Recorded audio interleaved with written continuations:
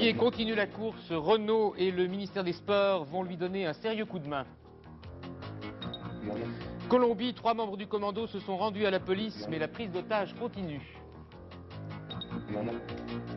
Beyrouth, la Maison-Blanche ne croit pas à l'exécution de ces 6 diplomates annoncés au nom du djihad islamique. Soir 3 en direct et avec l'équipe de FR3 Auvergne. Mesdames, Messieurs, bonsoir. Excellente nouvelle tout à l'heure pour le constructeur automobile auvergnat Guy Ligier. Il va pouvoir continuer sa carrière en Formule 1. En effet, la régie Renault, qui pour sa part s'est retirée de la compétition, continuera de lui fournir des moteurs pour équiper ses voitures. Elle a même annoncé qu'elle les lui vendrait au prix coûtant. Et comme une bonne nouvelle n'arrive jamais seule, le ministre des Sports, Alain Calmat, vient d'annoncer lui aussi un crédit de 10 millions de francs pour Ligier, un crédit provenant de la cagnotte du loto sportif. Cette nouvelle, bien sûr, a provoqué un intense soulagement à Vichy, où sont implantées les usines Ligier. Jean-Luc Mertens était là.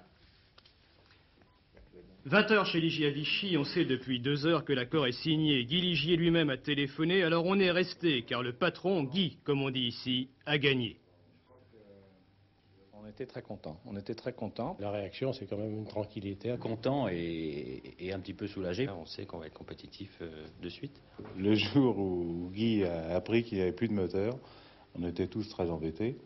Et ce jour-là, j'ai dit je vais laisser pousser ma barbe et je l'enlèverai quand on aura retrouvé un moteur. Donc demain matin, je n'aurai plus de barbe. Voilà.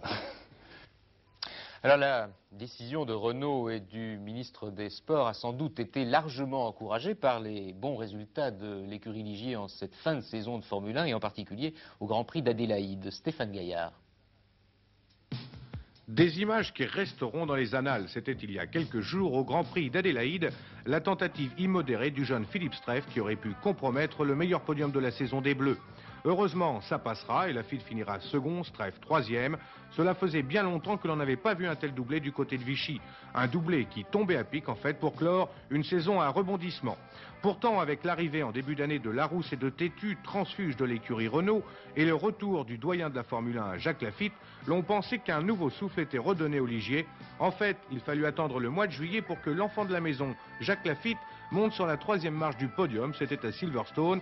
Il récidivera d'ailleurs au Grand Prix suivant, en Nürburgring. Mais il va se passer un divorce. Après son accident de Zellweg, l'Italien De Cesaris sera remercié à Zandvoort. Prétexte, il cassait trop. Ce sera donc l'occasion pour Philippe Streiff de participer aux 4 derniers Grands Prix, mais sera-t-il reconduit? En fait, la grosse affaire sera début août celle du retrait de Renault de la Formule 1. Le contrat de Ligier avec la régie pour la fourniture des moteurs expirait en effet à la fin de la saison. 4 mois d'incertitude, de discussion et de bruit de couloir pour en arriver donc au dénouement heureux d'aujourd'hui. Alors Guy Ligier, vous êtes avec nous, seulement vous nous jouez un tour un peu cocasse, parce que pour une fois que nous venons dans votre région, en Auvergne, vous êtes à Paris. Vous nous entendez tout de même? Tout à fait, Patrick, je vous écoute très bien. Oui, malgré ma surdité, je l'ai dit tout à l'heure. Mais pour moi, je m'excuse de ne pas être en Auvergne, mais vous comprendrez que j'avais beaucoup à faire à Paris. On comprend très bien, c'est une plaisanterie. Guy Ligier, je suppose que vous êtes très content de ce qui se passe, de ce qui s'est passé aujourd'hui, mais est-ce que ces 2 mesures viennent assez tôt pour que votre saison prochaine soit assurée de réussite? Oui, tout à fait. Vous savez, à partir du moment où il y a continuité avec le même moteur, je crois que les ingénieurs à Vichy peuvent maintenant travailler et ne vont pas perdre de temps. Mais ce que je voulais vous dire, c'est que ce soir, je suis très heureux et en même temps doublement heureux que vous soyez en Auvergne, parce que c'est mon pays natal. Et croyez-moi, je suis très heureux. Pourquoi? Parce que la France s'est mobilisée complètement pour nous aider. Et pour l'avenir, c'est pour toute l'équipe, c'est quelque chose d'extraordinaire. Calmat a bien compris nos problèmes, c'est un sportif de haut niveau. Le gouvernement a tout fait pour réussir, la presse a tout fait également, et je crois que pour nous c'est un grand moment. Et pour l'année prochaine, je m'excuse, nous avons des responsabilités complémentaires et il faudra gagner. Et je le dis à toute l'équipe. Guy Ligier, Stéphane Gaillard vous pose une question. Alors justement, Guy Ligier, pour gagner, vous avez pour le moment les moteurs avec des conditions avantageuses, mais est-ce que vous avez aussi des pilotes? Pour le moment, il y a Jacques Laffite. Est-ce que Philippe Stress sera reconduit, lui? Ah, écoutez, c'est clair. Jacques Laffite courra avec nous l'année prochaine. Vous avez vu la saison qu'il a fait, même en débutant tardivement. Mais pour Philippe Stress, une saison, tout se décidera dans 15 jours. Parce que je veux l'avis de Tétu, je veux l'avis de Larouche, je veux l'avis de tout le monde dans l'équipe pour reconduire Philippe Stress. Nous en parlerons dans 15 jours. Alors vous avez tout de même beaucoup d'appuis français. Vous avez une écurie qui doit être 100% française, théoriquement. Eh bien, nous avons une écurie pour le moment 100% française et je crois qu'elle restera bien sûr 100% française. L'année prochaine, obligation bien entendu d'être au top niveau? Oui, mais c'est ce que je disais tout à l'heure. L'aide de tout le pays et de la France qui a été faite aujourd'hui nous conduit à gagner des grands prix l'année prochaine. Merci Guy Ligier. Je pense que toute l'Auvergne et toute la France aussi d'ailleurs vous souhaitent tout à fait de réussir dans ces projets. Les autres nouvelles de l'actualité maintenant avec Memona Afegei-Terman, parce qu'il s'est passé beaucoup de choses dans le monde aujourd'hui, Memona. Beaucoup de choses, à commencer par la Colombie. En Colombie, place Bolivar, l'armée et un commando du mouvement insurrectionnel M19 s'affrontent toujours. Depuis hier, plusieurs personnes sont les otages des guerrieros. Ceux-ci ne réclament pas du tout le pouvoir, mais la possibilité de s'expliquer sur la rupture d'une trêve conclue avec le gouvernement. Le président Betancourt refuse de négocier. Francine Raymond. Le gouvernement colombien a opté pour la manière forte, pas question de négocier avec les guerrieros.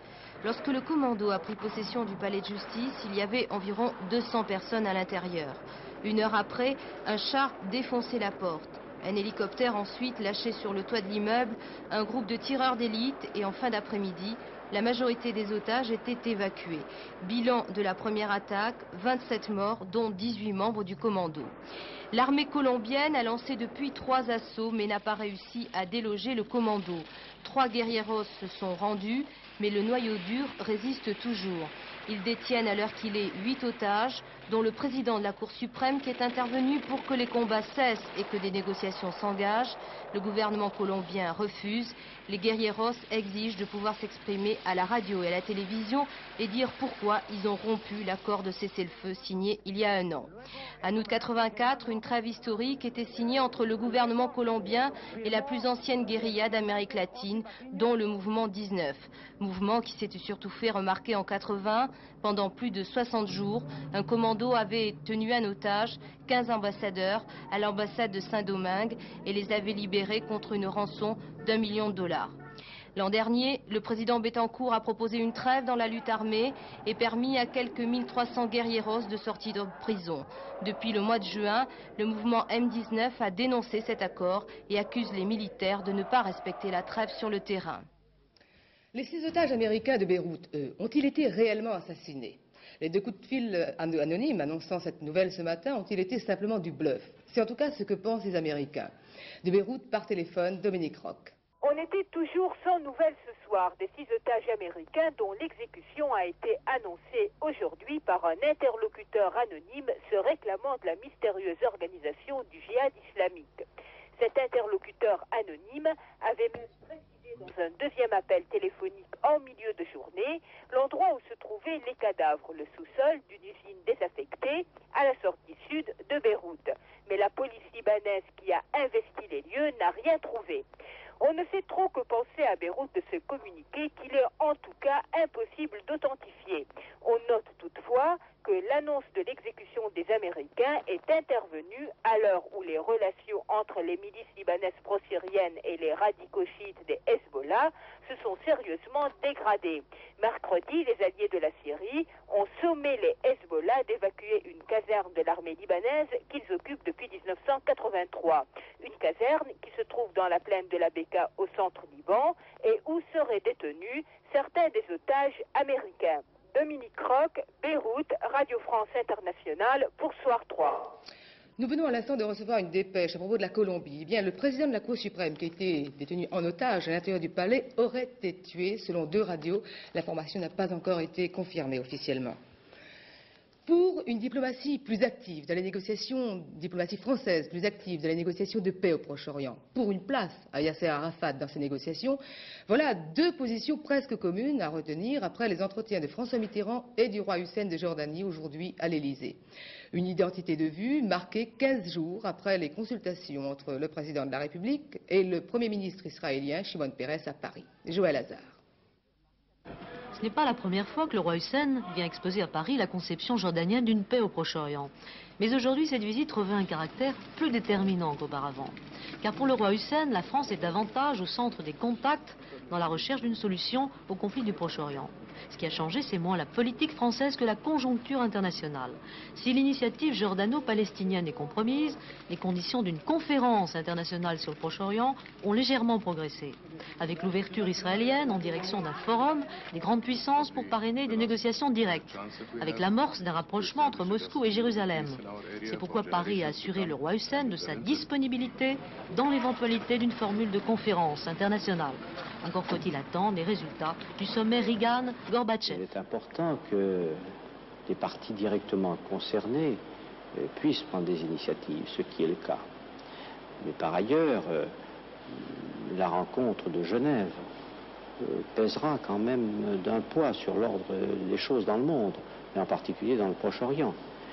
C'est pour ça que nous avons toujours pensé que la conférence internationale, quelque forme qu'elle puisse prendre, serait utile puisqu'elle amènerait à l'intérieur de ce forum les grandes puissances. Et que si ces grandes puissances se réunissent ailleurs et décident d'en parler, ce sera donc un premier pas d'accompli dans cette direction. Banquet à Bonn en ce moment même en Allemagne fédérale après un premier entretien Mitterrand-Kohl cet après-midi dans le cadre du 46e sommet franco-allemand. Le climat n'est pas très bon en ce moment entre Paris et Bonn. Outre des positions différentes, comme à propos de l'initiative américaine de défense stratégique, les deux pays ont du mal à matérialiser plusieurs projets technologiques. Cette rencontre préparera également le sommet des 12 au Luxembourg début décembre. En France, après des négociations très ardues, les différentes composantes de l'UDF ont fini par se mettre d'accord. Ce soir, les noms des chefs de file de l'organisation dans 90 départements ont été présentés. 5 derniers cas litigieux seraient réglés la semaine prochaine. Aux prochaines élections législatives, le PR espère compter 69 élus, le CDS 50, les radicaux 10 élus. Suspension de la grève à l'agence France-Presse ce soir. Le mouvement a duré un peu plus de 24 heures. Il s'est terminé tout à l'heure. La direction est revenue sur le non-paiement de l'augmentation de salaire du 1er octobre. Maurice Druyon a été élu tout à l'heure secrétaire perpétuel de l'Académie française. Maurice Druyon remplace Jean Mussler, 88 ans, démissionnaire. Ça y est, Cyril Guimard et Laurent Fignon ont trouvé un sponsor et de l'argent, 2 millions de francs dans l'immédiat, dit-on. Renault les avait laissés tomber sur le pavé depuis le mois d'août. La course au financement s'achève donc par un accord plutôt satisfaisant pour tout le monde. Dominique Champeau a rencontré Laurent Fignon. On avait fait une réunion courant août d'où il était ressorti que tout le monde voulait rester ensemble, à part une ou deux exceptions près. Et donc c'est donc ce groupe-là qu'on retrouvera l'année prochaine sous de nouvelles couleurs. Avec les mêmes échéances, le Tour de France notamment? Bien ça, il faut attendre le calendrier, que le calendrier soit paru, mais bien sûr le Tour de France reste un des principaux objectifs et bien sûr les classiques, enfin, le maximum de courses françaises. Bon, il a beaucoup été question finance, alors le groupe Fignon-Guimard, ça coûte cher pour un sponsor, pour un annonceur? Demandez au sponsor, vous verrez bien. Votre avis, vous auriez misé, vous, sur le groupe? Moi, j'ai pas donné mon avis. Quelque chose qui est rare et qui est précieux coûte cher, et je crois qu'actuellement, à part une équipe qui veut rester soudée malgré les événements, malgré la séparation, malgré un risque de chômage, je crois que ça coûte cher, et de toute façon, c'est pas à moi de dire que ça coûte cher ou pas. Vous aviez perdu espoir un peu? À un moment, il y a eu des moments difficiles, et puis des moments euphoriques, et puis finalement, on a réussi à concrétiser. Eh bien, je crois que c'est tout ce qu'il faut retenir. Maintenant, place au sport. La chasse à l'homme continue ce soir dans les forêts de la Drèche, aux confins des départements de Lozère, d'Aveyron et du Cantal. Renfort de gendarmerie, hélicoptères, chiens policiers tentent de retrouver 3 gangsters qui ont grièvement blessé un gendarme ce matin. Jean-Jacques Perrault, voilà qui nous emmène presque près de l'endroit où vous vous trouvez, c'est-à-dire en Auvergne maintenant. Eh oui, c'est tout proche en effet. Bien écoutez, en Auvergne, l'actualité en ce milieu de semaine nous conduit d'abord à un constat un peu critique sur la manière dont certaines informations sont quelquefois déformées ou en tout cas grossies exagérément. On a beaucoup parlé ces derniers jours de la pollution d'un affluent de l'Allier qui s'appelle la Sénouire. On a même dit que la rivière était empoisonnée et même que l'eau potable était menacée. Et en vérité, vu de plus près, la situation est bien moins grave, et heureusement qu'on l'imaginait. Émilie Rafoul. Le coupable, c'est dans cette cuve de rétention qu'il se trouve, l'aldrine, un produit utilisé pour le traitement du bois dans les scieries. Il y a une semaine, le bassin s'est fissuré, 1000 litres d'eau se sont déversés dans la Sénouire, 1000 litres d'eau, 2 litres d'aldrine. On a d'abord parlé de 20 000 poissons morts, les populations voisines ont été mises en garde, et les pêcheurs, on en compte 31 000 en Haute-Loire, se sont mis en colère, bref, une vraie catastrophe écologique. Nous avons donc constaté avec amertume et une certaine indignation les dégâts, puisque ça n'est pas la première fois que des accidents se produisent, et malgré nos recommandations, les précautions n'ont pas été prises. Mais les tensions apaisées, les poissons morts ne sont plus que 2000, l'eau de la rivière a absorbé le produit toxique, et la scierie mise en cause, une petite entreprise familiale, continue tant bien que mal son travail dans l'hostilité générale. La Fédération des pêcheurs a porté plainte et réclame dommages et intérêts. Les frères Bello devront se débrouiller. Ils ne sont pas assurés contre le risque pollution. Ils nous amènent le bois ici au chantier. Il faut aller en face Languerre, là-bas, tous ces bois qui sont là, on les découpe, on les tronçonne, après tout un circuit. Et vous le traitez aussi? Et glace. Pourquoi vous dites là? Ça pose un problème de traiter le bois? Oui, c'est un problème parce qu'on a des pollueurs. Et ben c'est une faute professionnelle et puis voilà, personne n'en est à l'abri. Hein. Malgré les précautions? Malgré les précautions. Tout était parfaitement en ordre, parfaitement régulier. J'étais pêcheur. Hein. Vous étiez pêcheur? Ah oui. Mais ça vous amuse pas, vous non plus? Ah, dites donc, j'ai été trésorier de la société de pêche pendant plus de 10 ans. Alors je voudrais bien encore m'asseoir à la table des pêcheurs. Hein. En Haute-Loire, l'une des activités économiques principales, c'est l'industrie du bois. Cela veut dire près de 150 exploitations qui devront, avec les pêcheurs, trouver un modus vivendi en attendant une nouvelle législation sur les normes de sécurité. L'un des grands soucis de cette région auvergne dans le domaine social, c'est, comme partout, l'avenir de l'emploi. La seule grande industrie présente ici, c'est le secteur automobile. On sait qu'il pourrait aller mieux. Les géants comme Michelin et Dunlop resserrent l'un et l'autre leurs effectifs, avec parfois un coût social assez douloureux. Dans la région d'Issoire aussi, Dusselier également a supprimé près de 4000 emplois en 10 ans. Heureusement, si les géants semblent s'essouffler, les petites entreprises, elles, ont le moral en revanche. Elles se multiplient et surtout, elles réussissent. Marc de Souter nous en présente quelques exemples. Ce laser utilisé dans l'ophtalmologie est auvergnat. Il a permis à une PME clermontoise de damer le pion aux Américains. Biophysique Médicale en a vite perçu les bénéfices. 18 salariés en 78. Elle emploie aujourd'hui 58 personnes et a quintuplé son chiffre d'affaires pour le porter à 78 millions de francs. Grand prix des Oscars de l'exportation l'année dernière. Biophysique Médicale se tourne vers l'Inde et le Pakistan après avoir raflé 15% du marché américain. Exporter, les Auvergnats savent le faire mieux que personne depuis la grande époque des Bougnats qui remontaient leurs bois et leur charbon à Paris. Sait-on que l'Auvergne aujourd'hui exporte 2 fois plus que la moyenne nationale? Secteur de pointe, l'industrie mécanique, la transformation des plastiques, certains secteurs du bâtiment, de la construction, de la confection, bref, plus de 2000 entreprises, petites et moyennes de plus de 10 personnes, un tissu industriel largement implanté en zone rurale. Car en Auvergne, plus que partout en France, on doit parler d'usines à la campagne. Un réseau industriel plutôt diffus, dont la main-d'œuvre locale est le plus souvent peu qualifiée. Cela peut parfois constituer un frein au développement lorsque ces petites unités réussissent. Une question que devront résoudre par exemple les constructions métalliques d'Arverne au fin fond du Cantal. Cette entreprise vient de concevoir un chargeur de camions pour Unisabi qui compte 53 usines dans le monde. Le prototype pourrait être suivi d'une commande de 7 machines, puis à plus longue échéance d'une centaine. En conclusion, l'Auvergne gagnerait encore à se faire connaître. L'autoroute attendue pour 1987 devrait y contribuer pour montrer aux investisseurs potentiels que l'Auvergne est un grand plateau de fromage dans lequel on peut faire son trou.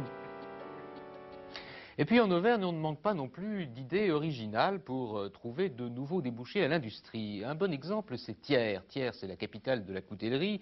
Là, on sait mieux qu'ailleurs travailler le métal. Eh bien, on vient d'y inviter tout récemment plusieurs sculpteurs pour réaliser une sorte de mariage de l'art et de l'industrie. Christian Lamorel et Jean Herman.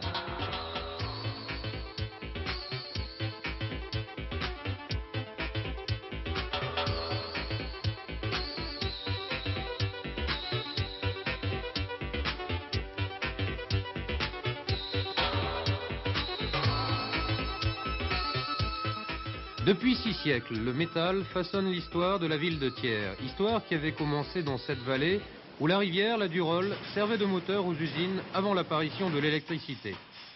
Si les forges sont aujourd'hui installées dans des lieux plus adéquats, la tradition métallique se poursuit, et notamment ce qui fait la réputation de Thiers, à savoir la fabrication des couteaux.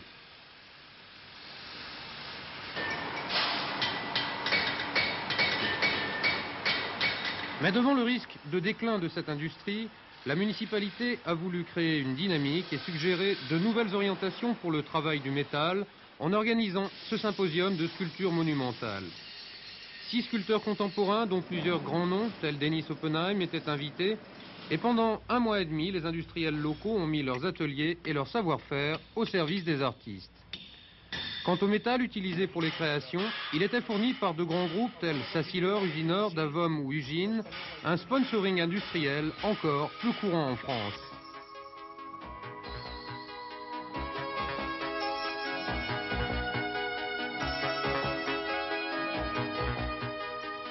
Les sculptures devraient rester pour la plupart à Thiers, renforçant le patrimoine artistique qui devrait bientôt s'étoffer avec la mise en place d'un centre de création métallique, prolongeant ainsi cette manifestation qui ouvrira peut-être de nouveaux horizons à l'industrie thiernoise.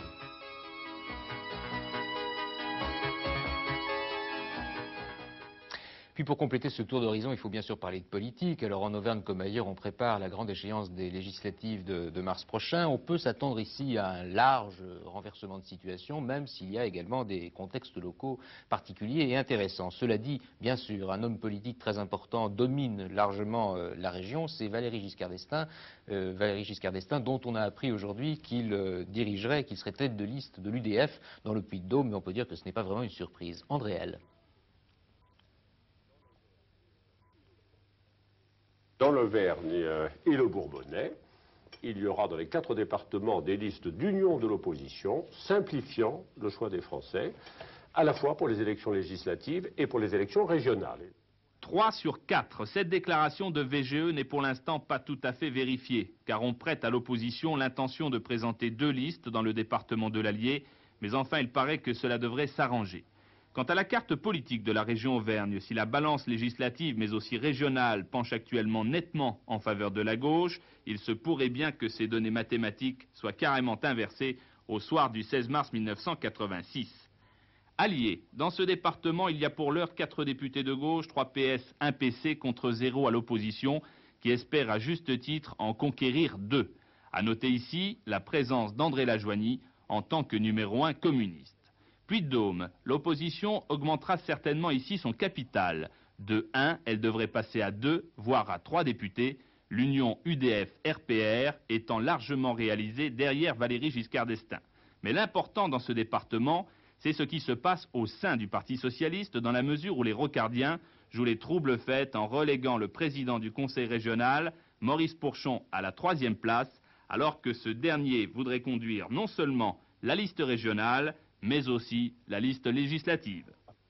Écoutez, la Convention nationale tranchera, où elle retient mes thèses, ou elle retient d'autres thèses. Si elle ne retient pas mes thèses, je crois que j'ai été clair devant mes camarades.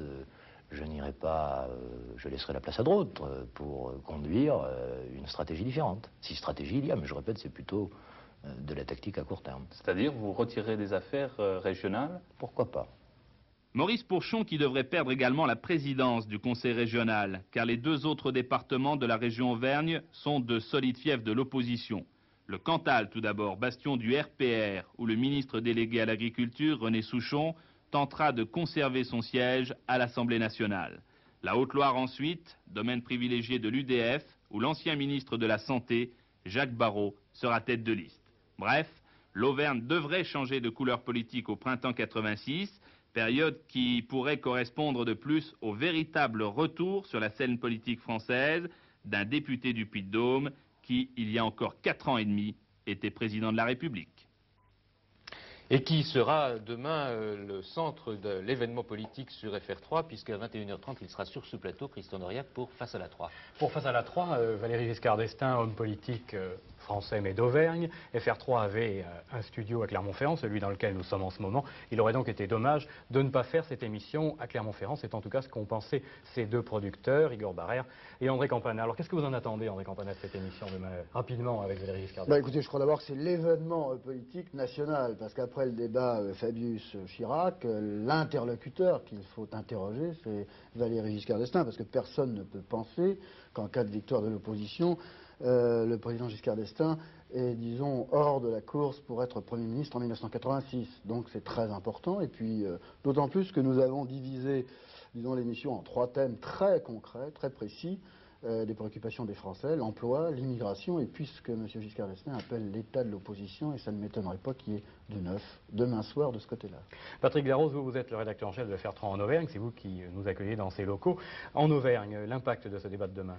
Inutile de vous dire, Christian, inutile de vous dire que s'il est important sur le plan national, il le sera forcément en Auvergne, où Valéry Giscard d'Estaing est incontestablement le chef incontesté donc, de l'opposition. Débat attendu dans la majorité aussi, où l'enjeu ici, donc, c'est la présidence du Conseil régional.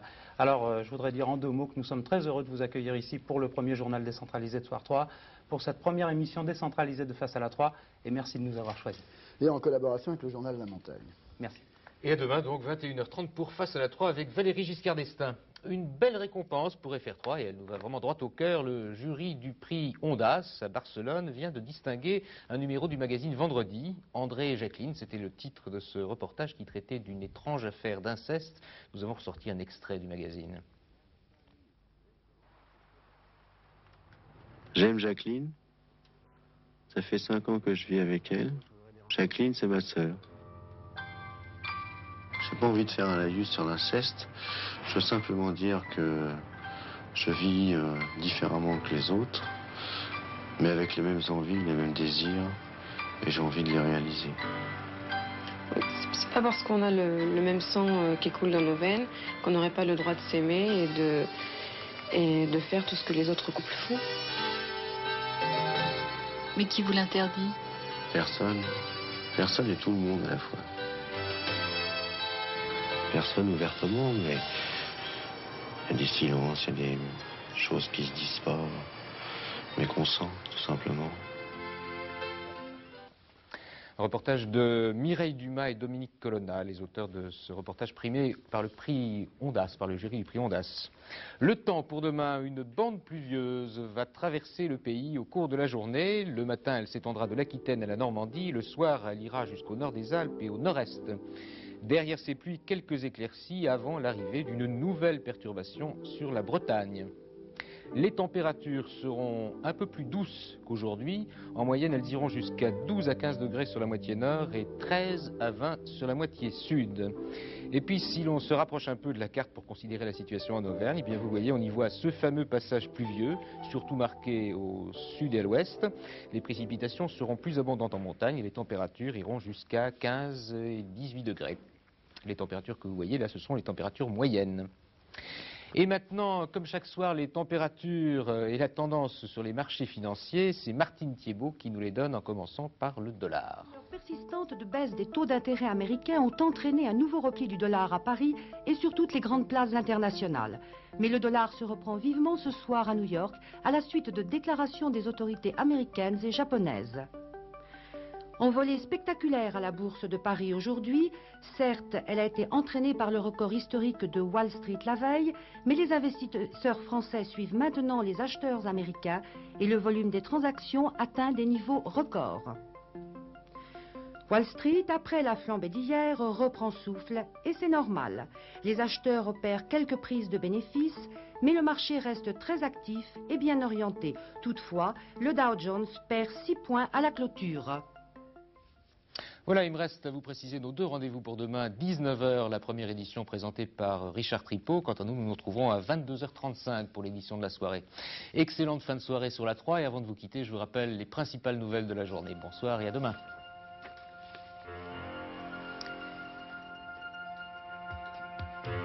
Ligier continue la Formule 1 grâce à l'aide de la Régie Renault et de l'État. Colombie, 3 membres du commando se sont rendus à la police, mais la prise d'otages continue. Beyrouth, la Maison-Blanche ne croit pas à l'exécution de ces 6 diplomates annoncés au nom du djihad islamique. Demain, l'événement politique sur FR3 à 21h30, Valéry Giscard d'Estaing face à la 3.